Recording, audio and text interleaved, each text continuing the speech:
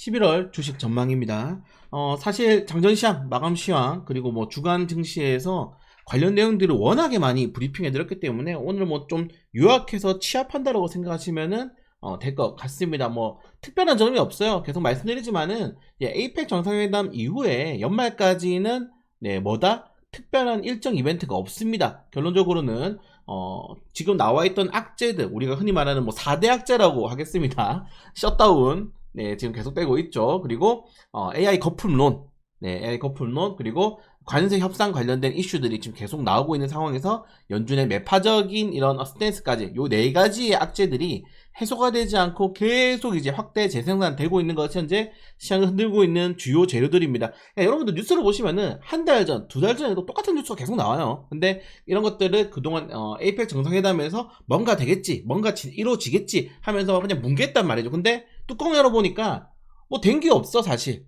에이펙 정상회담에서 이거 제가 계속 말씀드리잖아요. 된 게 없기 때문에 다시 예전에 이런 악재들이 다시 수면 위로 올라갔다 사이클이 도는 겁니다. 호재가 이제 소멸되면은 악재가 다시 시장을 흔드는 거고, 이 악재들을 어떻게 해소할지가 지금 시장에서는 가장 중요한 숙제이지 않나, 이렇게 다시 한번 말씀을 드리고 싶어요. 자, 이번 주는 지수가 굉장히 많이 흔들린 하루였습니다. 코스피 4000포인트 구간에서 어떻게 됐다? 외국인 투자들이 정말 삼성전자, SK하이닉스 두 개 합쳐가지고 5조를 팔았어요. 올라갈 수가 없죠. 5조 원에 가까운 수매도가 나왔는데, 아시겠지만 그동안 시장을 이끈 거는 역시나 외국인 투자들입니다. 외국인 투자들이 계속적으로 시장을 이끌다가 지금 보시는 것처럼 4, 5, 6일 동안 그냥 지수를 패대기 칠 정도의 매도세가 나왔는데, 이거 제가 말씀드렸죠. 외국인들이 왜 파냐? 물론 환율에 대한 부담감, AI 거품론, 그리고 리밸런싱, 순환매가 있긴 하겠지만은 저는 이렇게 말씀드리고 싶어요. 외국인 투자들이 지금 10월부터 11월까지 뭘 들어갔다? 풋옵션을 들어간 거예요. 지수의 하방에 베팅한 겁니다. 지수를 떨어뜨리면 어떻게 되겠습니까? 시가총액 원투 종목 팔아야죠. 자기들이 많이 가지고 있으니까. 그래서 이 종목에 대한 매도세가 현물로 나올 수밖에 없는 거다. 근데 만약에 여기서 시장이 좀 버텨주게 된다거나 본인이 생각했던 것만큼의 이런 지수 하락이 나왔을 경우에는 이 매매 포지션이 너무 많이 지금 쌓여있거든요. 정말 이렇게 하다가 다른 뭐 헤지펀드에서 이거 공격 들어오면은 난리 나는 겁니다. 그렇기 때문에 적당히 본인들도 지금 보시는 것처럼 순매수를 조금씩 하면 되면서 쇼커버가 들어가고 있는 상황이다. 그래서 저는 이제 사실은 개인 투자들이 이걸 으쌰으쌰 해가지고 요거를 눌러버릴 정도의 이런 순매수가 들어올 수 있을 거라고 기대는 하지 않았어요. 왜냐면 지금 뭐 연기금에 대한 이슈도 있고, 사실 개인 투자들은 공포가 신고점 구간에서 주식이 흔들릴 때는 말도 못 하거든요. 사실 뭐 5개월 동안 제가 주식시장 올라간다고 했을 때는 뭐 댓글도 별로 안 달렸어. 근데 최근에 딱 3일 떨어지니까 갑자기 뭐 오른다더니 왜 안 오르냐, 역시 뭐 사기꾼이냐 이러면서 갑자기 이상한 사람들이 등장하기 시작한다는 겁니다. 기다렸다는 듯이. 이건 어쩔 수가 없는 거예요. 그래서 개인 투자자들은 원래 조금만 흔들려도 그냥 난리 부르스를 치기 때문에 그렇게 우리가 단합해서 외인들을 이기는 건 생각 못 할 것 같고, 결론적으로는 외인들이 원하는 포지션까지는 우리가 좀 기다려야 된다라고 다시 한번 더 말씀을 드리고 싶고, 사실 뭐 이번 주에 계속 말씀을 드렸고, 우리는 포트폴리오를 대부분 다 이번에 정리를 하면서 현금을 굉장히 많이 보유를 하고 있는 상황입니다. 그래서 외인들의 매도가 그냥 매도가 아니고 이런 선물에 대한 영향이 굉장히 좀 많이 크다는 점들을 다시 한번 말씀드리고 싶고, 그리고 환율에 대한 부담도 당연히 크죠. 환율이 지금 뭐 1,500원 거의 뭐 다 돼가고 있는 상황인데 1,460원을 돌파했죠 지금. 그러면서 외국인 투자들이 환차손익, 환율을 우리나라 주식을 매수하기 위해서는 외국인 투자들이 달러를 원화로 바꾸고 그 원화로 우리나라 주식 현물로 사는 거기 때문에 여기에 대한 이 중간에 환율에 대한 변동성이 워낙 크게 돼버리면은 어떻게 되겠습니까? 외국인 투자들은 가만히 있어도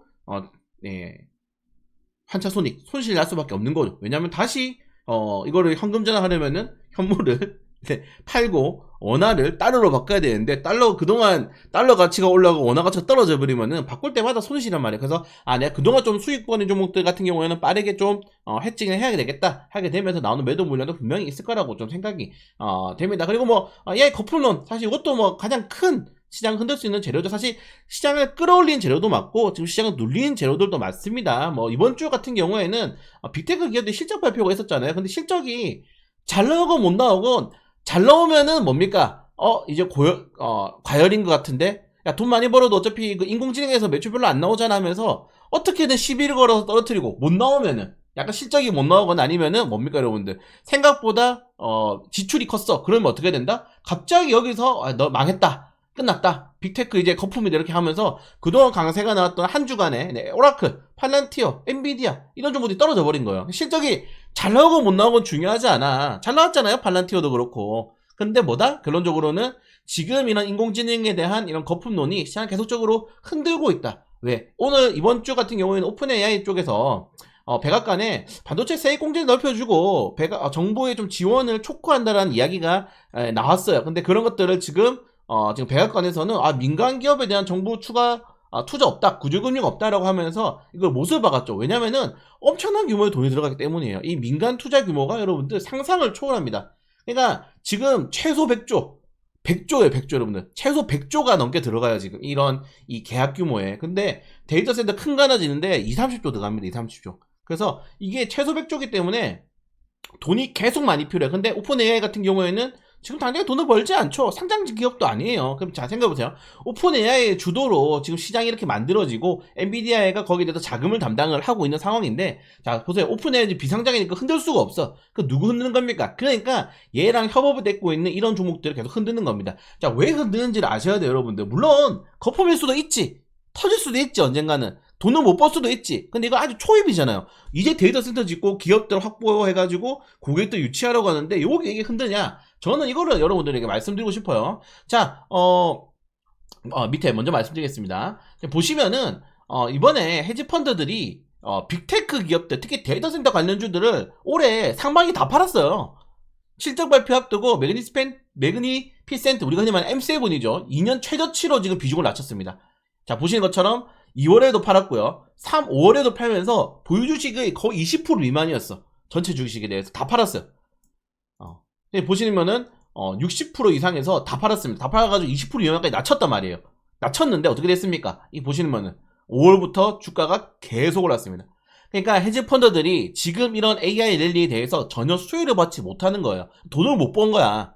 돈을 못 벌었는데 계속 올라가니까 어떻게 되겠습니까? 매도 리포터 내는 거예요. 과열 리포터 내는 거고. 저는 그렇게 보고 있습니다. 네, 왜냐면은 지금 빅테크 기업들 공매도도 같이 늘어나기 때문이에요.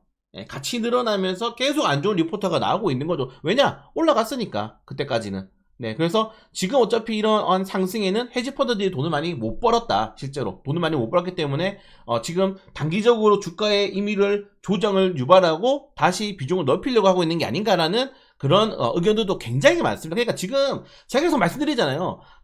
인공지능이 닷컴 버블이나 말하는 사람들은 그냥 무시하세요. 병신이니까. 중요한 게 뭐냐면은 이게 거품이냐 아니냐, 자금 유치를 어디서 할 것이냐, 이런 것들에 대해서는 확실히 약간 논란이 될 수도 있겠지만은 계속 말씀드린 것처럼 이제 시작이 구간이란 말이에요. 시작 구간.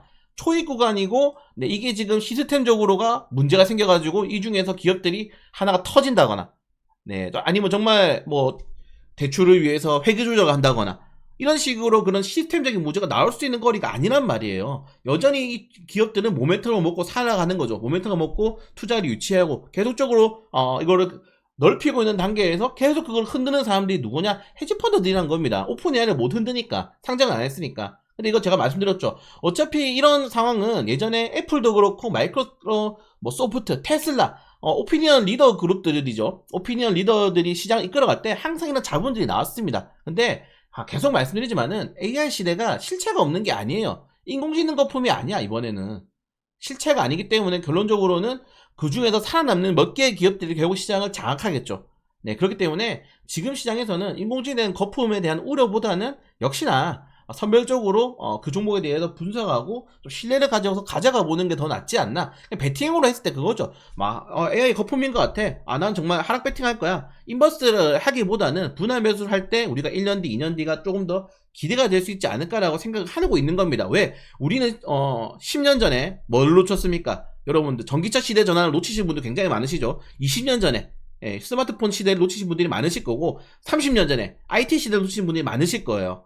네, 근데 저는 이번에 이 AI 시대가 패러다임을 바꾸는 시대이기 때문에 분명히 투자를 해야 된다. 여기서 시장에서 만약에 나간다? 네, 정말 나중에 후회할 가능성이 오히려 더 높다고 생각이 됩니다. 그리고 셧다운 관련된 이슈도 뭐 계속 장기화가 되고 있죠. 네, 셧다운 관련된 이슈도 장기화가 되고 있는 상황인데, 뭐 이것도 올려드렸지만은 결국 셧다운 끝난 다음에는 오르더라. 지수가 빠르게 오르더라. 보통 3개월 안으로는 다 회복합니다. 보통 3개월 안으로는. 셧다운이 뭐 장기화가 되든 말든, 그리고 이게 지금 왜 떨어지는지도 이건 설명을 너무 많이 들었기 때문에 설명을 더 이상 드리기도 힘들어. 왜? 결국에는 해제한다니까. 이거 뭐 내년까지 계속 할 거예요. 해제할 수밖에 없어요. 언젠가는 해제돼. 그러면은 그때 욱눌렸던 소비가 폭발한다고. 결국 크리스마스까지 셧다운 하겠어요? 트럼프 재선 못 하는데? 트럼프 내년 선거 그냥 다 박살나요, 여러분들. 이번에 주지사 선거 다 뺏겼잖아요. 그러니까 할 수밖에 없는 거야. 할 수밖에 없다고. 셧다운은 사실 의미가 없어. 제가 최근에 지금 국내 증시, 글로벌 증시는 기업들의 밸류가 중요한 게 아니고 정치인들의 이런 이 스탠스가 중요하다. 지금 정치인들은 결국 선거를 앞두고 있기 때문에, 미국도 그렇고 한국도 마찬가지죠. 선거를 앞두고 있기 때문에 거기에 따른 이런 정책을 가져갈 수밖에 없다. 왜? 권력자들이잖아요. 이 사람들이 나라를 움직이는 사람들이잖아요. 정권을 뺏기기 싫어. 어쩔 수 없이 계속적으로 돈을 풀 수밖에 없고 기존 정책들을 이어갈 수밖에 없다는 것들을 다시 한번 말씀을 드리고 싶습니다. 그리고 뭐 연준에 대한 이슈도 나오고 있는데 이것도 뭐 저는 걱정을 안 해요. 결국 지금 생각해보세요, 여러분들. 우리가 만약에 지금 제로 금리에서 갑자기 연준이 반대로 양적 긴축하겠다 하면서 금리를 올리는 상황이 아니란 말이에요. 금리가 지금 높아. 역대 높아. 역대 10년 구간대에서 거의 제일 높은 구간대를 우리가 지금 이 2년을 버텼어요. 그리고 이제 소폭 떨어뜨린 다음에 4%가 넘어요. 여기서 만약에 절반만 떨어뜨려 시장에 공급되는 유동성이 얼마나 많겠습니까? 그런 것들을 우리가 지금 이겨내야 돼. 그냥 금리가 오를 때도 시장이 올랐는데 결국에는 금리가 떨어지게 될 때 시장이 같이 떨어진다? 제가 아까 말씀드린 것처럼 시스템적인 상황이 이게 뭔가 촉발이 된 게 아니라 그러면은 그냥 거품일 수도 있다니까. 근데 그러면 아까 말씀드린 것처럼 시스템이 망가져야 돼요. 이게 2008년도 이제 리먼 브라더스 같은 경우는 은행이 파산을 아예 해버렸잖아. 금융 시스템이 마비가 돼버린 거고, 우리나라 같은 경우는 뭐 1998년도 IMF 국가의 그냥 시스템이 망가져버린 거잖아요. 금융 시스템이. 그래서 시스템이 망가져야지 우리가 정말 우려하는 블랙스완이 오는 거지. 지금 이거 가지고 블랙스완 AI 거품론이다? 얘들 만약에 거품론이면은 투자 안 하면 돼. 근데 얘들이 왜 계속 투자하겠어요? 거품론에도 불구하고. 여기 있는 사람들 중에 전문가 없겠습니까? 주식 잘하는 사람, 경제 전문가 없겠어요? 각자의 임원진들 중에. 다 있어. 얘들을 보기에는 지금이 기회라고 생각해서 그거를 베팅을 하는 거고, 헤지펀드는 아까 말씀드린 것처럼 내가 못 샀으니까 거기에 대해서 계속적으로 부정적인 발언을 한다고 저는 해석을 하고 있는 겁니다. 해석은 다 누구나 다 다르니까요. 그래서 저는 이것 때문에 계속 분할로 들어간다고 말씀을 다시 한 번 더 드리고 싶다는 겁니다, 여러분들. 그래서 너무 걱정할 필요가 없다. 그리고요, 뭐 아시겠지만은 8연준의 임기가 5월 15일이야, 내년에 어차피. 그러니까 내년 4월 29일 날이 마지막입니다, 마지막. 여기서부터 금리 그냥 베이비가 계속 때려도 돼요. 그럼에도 2026년 안으로 2% 밑으로 내릴 수 있습니다. 여기서 그냥 계속 베이비가 때려도. 파월 연준 의장이 물러난 다음에도 지금 다음 년 금리 내가 6번 있어요, 6번. 6번에 그냥 0.2%씩만 내려도 금리 금방 떨어집니다. 네, 그렇기 때문에 저는 그렇게 걱정할 필요가 없다라고 말씀을 드리고 있다는 점들. 예, 그리고 지금 우리나라 정부 정책도 마찬가지죠. 저는 지금 이 정부가 코스피를 제외하고는, 뭐 이거는 여러분들 정치적 의견을 따라서 제 그냥 생각입니다.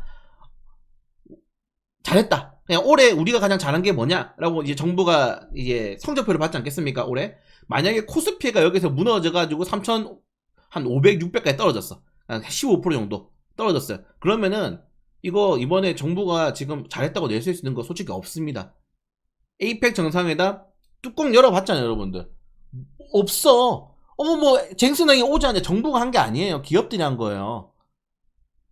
그러니까 지금 없어. 이번 정부는 코스피에 올인한 정부입니다. 올인한 정부. 지가 못 잡았어요, 지금. 지가 완전히 수요 끊겨버렸죠. 건물을 안 짓는데 뭐. 그러니까 정부가 이런 식으로 주식 투자에 자신있게 얘기한 거는 주식 투자를 시장 끌어올리겠다라고 선언을 했잖아. 그리고 실제로 본인들이 투자를 하고 있고, 여기에 뭐가 중요하냐면은, 자, 최근에 기재부가 일주일 전에 코스피 4,000포인트 저평가, 국내시장 정상화 과정, 코스피 PBR 주요국 대비 여전히 낮아, 상승률 충분하다. 기재부에서, 여러분들, 정부 부처에서 주식 사라고 얘기한 거야. 실제로 코스피는 낮긴 낮아요. 여전히 낮아. 예, 이건 PBR이고요. 예, 여전히 낮아, 여전히 1.23%예요. 그러니까 1.5만 대도 여러분들, 제가 이거 10월 증시 전망에도 말씀드렸지만 1.5만 대도 4,500포인트까지 갑니다. 근데 지금 신흥국 지수가 1.5 정도 평균이거든요. 근데 그 정도가 아직 되지도 못했는데 조정이 나와서 지수가 여기서 꼬꾸라진다? 그러면은 코스피 5,000포인트 못 된다는 이런 슬로건이 의미가 없어지는 거예요. 실제로 의미가 없어지는 겁니다. 그냥 정책 자체가 1분기가 올해가 망해버리는 거야. 그렇기 때문에 무조건 저는 올릴 수밖에 없다고 계속 강조를 드리고 있는 거야. 올릴 수밖에 없을걸 라고 할 수밖에 없는 거야. 왜? 못 올리면은 올해 나중에 성적표 받아가지고 내년에 선거해야 되는데 이거 어떻게 뭘로 할 거예요? 우리가 잘했습니다. 뭘로 할 거야? 뭘로? 큰 슬로건이 없다니까. 큰 슬로건이 짜잘한 거 말고 큰 게 없잖아 지금. 그러니까 무조건 정부는 뭘 해야 된다? 올인할 수밖에 없는. 그냥 기재부, 금융위, 여러분 정부부 딱 이 공공기관 부처다 이렇게 뭐 비투 하는 말 처음 들어봤어요. 권대영 금융위 부위원장이 이재명 대통령이 임명한 사람입니다. 레버리지 레버리지 일종이다. 적정 수준에서 투자해야 된다. 나 처음 봐. 코스피 5,000피가 가능하다. 이런 발언을 한 정부 인사를 처음 봐요. 그러니까 할 수밖에 없는 거야. 이렇게 발언을 했는데, 이렇게 지금 불을 질러놨는데, 코스피 4,000포인트에서 떨어진다? 그리고 뭐, 말씀할 수 있죠. 4,000포인트 오른 게 아니냐? 우리나라만 올랐습니까? 이게 문제인 거야. 그러니까, 우리나라만 오른 게 아니고, 다 올랐어요, 다. 한국, 중국, 일본, 대만, 미국 다 올랐어. 근데, 여기서 떨어질 때 우리나라가 만약에 더 떨어지잖아요? 답이 없게 돼버리는 거야, 지금. 답이 없어지는 거야. 선거 못해요. 져요. 네. 그러니까 계속 말씀드리지만은 저는 이 권력자들의 정책이 가장 중요하다고 생각하는데 이 권력자들의 정책은 주식시장에 대한 상승을 외치고 있고 여기서 반대로 가면 안 돼요. 반대로 가면은 위험할 수가 있습니다. 실제로 여러분들 보세요. 지수가 지금 떨어졌죠. 일주일 전에 얘기한 다음에 지수가 급락이 나왔잖아. 그러니까 뭐 뉴스 나왔습니까? 이거 오늘 나왔어요. 코스피 5천 위에서 바로 배당수도 분리가 하겠다. 카드가 있어. 상법 개정이 남아있다고 하지. 상법 개정, 세법 개정이 남아있어요. 여러분들. 그러니까 지금 보세요. 소득세법 바꿔버리겠다잖아. 소득세법 바꾸죠. 내년에 상법 개정 해가지고 배당, 최대주주, 할 수 있는 게 많죠. 그러니까, 지금 배당소득 분리가 해서 세법 개정한 다음에, 상법 개정 같은 경우에는, 우리 뭐 자사주 의무소각을 때려버린다든지, 기업들이 자사주 의무소각 해야 돼요. 네. 그런 식으로 할 수 있는 게 너무 많단 말이야. 지금 정부 카드가 아직도 여전히 많다. 그래서 이거 오늘 나왔습니다. 배당소득 분리가 하면은 네 지주사 많은 주식들 어떻게 되겠습니까, 여러분들? 충분히 호재가 돼서 지주사, 금융주들, 은행주들 얘들 시가총액이 높잖아요. 또 이런 주식들로 쓰고 몰린다니까. 지수를 받쳐줄 수가 있는 겁니다. 여기에 오늘 또 나와서 몇 시간 전에 나온 뉴스예요. 정부가 최대 30조 규모의 국민연금을 추가해서 나올 수 있다. 이거 설명드렸죠. 원래 2020년도에 국민연금이 국내 주식 퍼센티지를 14%까지 낮추는 변경안을 했는데 지금 그냥 14.9%죠. 근데 지금 국내 주식 비중이 다 찼어요. 플러스 마이너스 3% 해가지고 17%가 다 찼어. 더 이상 못 사요. 근데 그러니까 국내 주식 국민연금에 대한 비중을 더 늘릴 수 있도록 하겠다라고 이야기가 나오는 겁니다. 이렇게 돼버리면은 국민연금에 대한 허용 범위가 어떻게 된다? 더 늘어나가지고 총 허용 범위가 플러스 5%가 된다. 그러면은 지금 17.9%에서 19.9% 총 30조 원 가까이가 더 들어올 수 있다. 이런 식으로 또 이제 카드가 있는 거야. 그러니까 사실 정부가 뭐 하나 정책을 밀려 하잖아요. 그냥 무작정 밀어붙일 수가 있어요. 그렇기 때문에 저는 계속적으로 주식시장에 대해서는 지금은 참여를 해야 되는 시장이다 라고 말씀을 드리고 싶고, 여기에 뭐 증권사 관련된 이슈도 뭐 많죠. 최근에 뭐 KB증권 뭐 7.5% 이건 좀 이제 좀 과음을 하신 것 같고, 보시면은 JP모건, 신한투자증권, 대인증권, 그러니까 이 증권사들이 그냥 이렇게 숫자를 외친 게 아니고 실제로 아까 말씀드린 것처럼 전제가 달려 있습니다. 그 전제 중에 가장 중요한 게 뭐냐면은 상법 개정 하면 된다. 상법 개정이고, 두 번째가 뭡니까? 실제로 코스피가 여러분들 실적이 잘 나오고 있어요. 기업들이 실적이 잘 나오고 있습니다. 영업이익률이 상반기에 8% 늘었어. 전체 기업이. 어차피 상관없죠. 왜? 대형주만 가는 시장이니까 나머지 상관없어. 대형주만 가면 돼. 그리고 우리나라 무역 수지도 잘 가고 있다. 나머지 상관없어요. 수출, 제조업만 수익 잘 보면 돼. 왜? 지금은 여러분들 지수를 올리기에 특화된 시장이기 때문에 대형주만 간다니까요. 대형주의 좋은 뉴스들이 이렇게 나오면 상관없어요. 어차피 시총 1,000억, 2,000억 좀 먹든 10연상 가도 지수 안 올라. 의미가 없어. 그렇기 때문에 저는 주식시장에 대한 이런 카드들이 여전히 남아있고, 여전히 시장에서는 긍정적으로 본 투자들이 많다. 그러니까 이게 꺾일 수도 있어요. 지금 만약에 지수가 꺾여가지고 정말 개발세 날 수도 있어. 그럼 어떻게 되겠습니까, 여러분들? 증권사 이거 이제 다 도배돼가지고 엄청나게 조유금 나갈 겁니다. 물론 이 사람들이 2021년도에 동학개미 운동하면서 진짜 많이 물리게 했죠. 사람들을 한 몇 년 동안 고생했어요. 근데 이번에 이렇게 발표해놓고 또 떨어진다. 만약에 5천이 안 와, 만약에 내년까지 진짜 조리돌림 많이 나갈 겁니다. 농담이 아니고 이 조리 돌림 어디까지 가냐면은 아까 말씀드린 것처럼 정부에 이어서 선거까지 넘어갈 수 있어요. 그러니까 저는 네, 이 정치 지금 말씀드렸잖아요. 권력을 가진 자들이 쓸 수 있는 카드가 너무 많아. 시장 떨어지자마자 뭐합니까? 바로 뉴스 나오잖아요. 그러니까 지금 주식시장에서는 여전히 유효하고 그런 것들을 우리만 알고 있는 게 아니고 개인 투자 다 알아. 보세요. 예탁금이 안 내려가. 매일매일 최고치야. 내가 사고 싶은 구간이 안 올 뿐이에요. 사람들이 주식 사고 싶어서 미쳤어 지금. 역대 최도야. 86조 원이 기다리고 있어. 그럼 저기 아까 국민연금 30조 하죠. 100조야 100조 지금. 시장의 대기자금이 100조입니다. 100조 여러분들. 외인들은 뭐 이틀 동안 5조 팔았어? 100조가 기다리고 있다니까. 이게 뭘를 걱정하는 거야? 신용도 계속 올라가. 지수가 고점에다 6% 7% 떨어져도 신용 계속 올라가요. 왜? 사람들이 버팀목을 약할 것 같은. 이거를 쉽게 여러분들 무시하시면 안 됩니다. 동학개미 운동이 나왔을 때 아시겠지만은 그때는 무지성으로 올라갔어요. 무지성으로. 지금 무지성 시장이 올라간 적이 한 번도 없어요. 여러분들 계좌주 랠리 온 적 있습니까? 동전주 랠리 온 적 있나요? ETF 랠리 온 적 있나요? 2020년도에는 심심하면 동전주 갑자기 막 10개 종목이 상한가를 가. 이유 없어. 갑자기 지주사 종목도 10개 상한가가. 갑자기 ETF 종목 10개 상한가가. 농담 아닙니다. 갑자기 막 리츠 종목들 상한가가. 그게 여러분들 과열이고 그게 진짜 포모가 그게 나는 시장인데 지금 그런 시장 우리 구경도 못했죠. 삼성 가고 SK하이닉스 가고 현대차 올랐다가 애니언솔루션 올랐다가 대형주만 가잖아. 그러니까 포모가 오지도 않은 거야 지금. 무슨 포모야. 포모가 오지도 않았습니다. 뭘 걱정하는 거야. 예, 여러분들 포모가 왔을 때 들어가면 늦습니다. 네, 그래서 천천히 계속적으로 분할 매수해야 된다고 말씀을 다시 한번 더 드리고 싶고, 사람들이 왜 주식을 하느냐 생각해보세요 여러분들. 지금 봐봐. 지금 주요 예금금리보다 예금금리 2.5%야. 2.1에서 10월달 소비자 물가 추이가 2.4%야. 은행에 돈 넣어놓으면 돈이 삭제돼요. 돈이 삭제돼. 그러니까 사람들도 아는 거야. 바보가 아니야. 더 이상 은행에 적금 넣어서 예금 넣어가지고 지금 집 사고 뭐 차 사오는 시점이 아니야. 돈을 들고 있을수록 떨어질 수밖에 없기 때문에 주식 투자를 할 수밖에 없다. 네, 할 수밖에 없다. 그렇게 지금 시장이 만들어지고 있는 겁니다. 자, 우리 이제 뭘 해야 되겠습니까, 여러분들? 우리 이제 뭘 해야 되겠어요?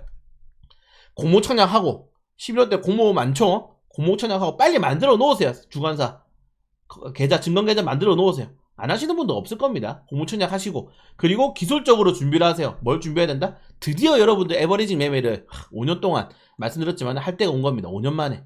네, 에버리지 매매 뭡니까? 에버리지 매매가 떨어질 때마다 비중을 확대해서 사는 거다. 자, 지금 보시면은 고점 구간에서 지수가 딱 여기 21선 찍고 반등 나오죠. 여기 2800선 그 3800포인트 구간대가 정확하게 여러분들 어디입니까?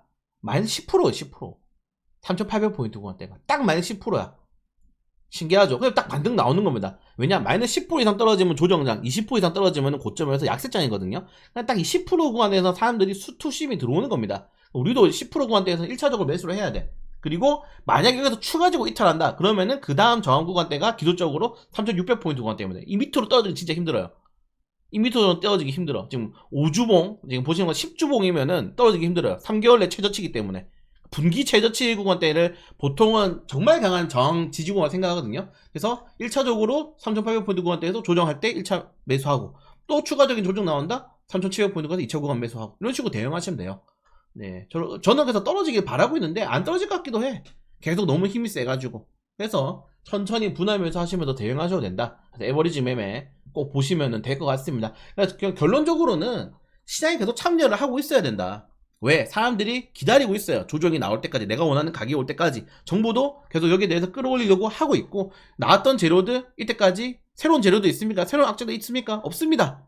그렇기 때문에 했던 말 또 드려서 죄송하지만은 남아있으면서 계속적으로 종목에 대한 선별을 잘할 필요가 있다. 지금은 종목 장세기 때문에 종목을 잘 잡아야지 지금 시장에서의 반등 때도 좀 크게 올라갈 수 있고, 네, 조정 때도 좀 버틸 수 있지 않나, 좀 그렇게 말씀을 드리고 싶습니다. 그래서 저는 마지막으로 말씀드리잖아요. 제 말이 아닌 것 같으면은, 제 말이 틀렸다 싶으면은 여러분들 숏을 치세요. 네, 제가 9월 1일날 3700포인트 간다.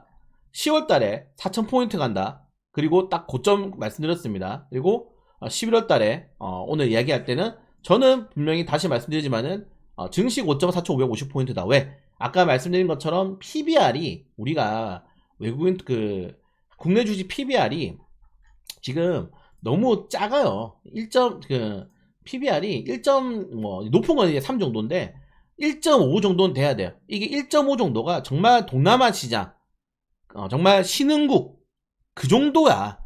그 정도까지 맞춰야지 여러분들 밸류 되는 거고 코스피 5000포인트 특이가 나온 이유가 있는 거지. 여기서 막 1.23, 3, 4 해봤자 어차피 전세계 꼴찌입니다. 꼴찌.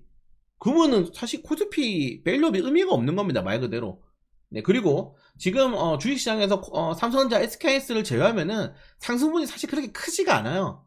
네, 올해 하락 종목들이 더 많이 나오는 시장이라고 말씀을 드리고 있지 않습니까? 그 사람들이 돈을 못 벌었어. 많이 생각한 것보다 돈을 더 많이 벌어야 돼요. 지금에서 생각해보세요. 여러분들 뭐 코스피 5000 갔다 우리가 잘하지 않느냐, 그게 의미가 없어. 대대상승장을 한번 만들어야 돼요. 이 열기를 정부가 대대상장을 만들어야지 이게 어디까지 이어진다? 표심으로 이어지는 거지. 지금 이런 상황에서 표심으로 안 올라가면, 여러분들 이 상황에서 만약에 횡보하고 왔다 갔다 하면서 막 3,800포인트, 4,200포인트 왔다 갔다 해. 선거 들어갔어. 그럼 막 민주당에서 우리가 이번에 코스피 올렸지 않습니까? CR도 안 먹게, CR도. 네. 그래서 여러분들 저는 계속 말씀드리지만은 상방을 보셔야 된다. 지금 많은 이슈들이 있긴 하지만은 새로 나온 악재가 없어. 어차피 결국에는 이 악재들은 시장에서 소화할 것이고 기업들이 잘 헤쳐나갈 것이다 라고 믿으시고, 인공지능 관련 테마주들, 뭐 정부가 지금 밀고 있는 상법 개정, 지주사, 증권주들, 이런 것들은 가지고 계셔야 돼요. 예, 안 가지고 있다고 나중에 또 후회하지 마시고. 그래서 다시 말씀드리지만은 무슨 개소리냐 반박하지 마세요. 그냥 쇼치면 됩니다. 여러분 인버스 사세요. 제 말에 반대라고 생각하시는 분들은. 근데 저랑 생각이 좀 비슷하신 분들 같은 경우에는 천천히 분할 매수를 하면서 또 12월도 잘 보내보도록 하겠습니다.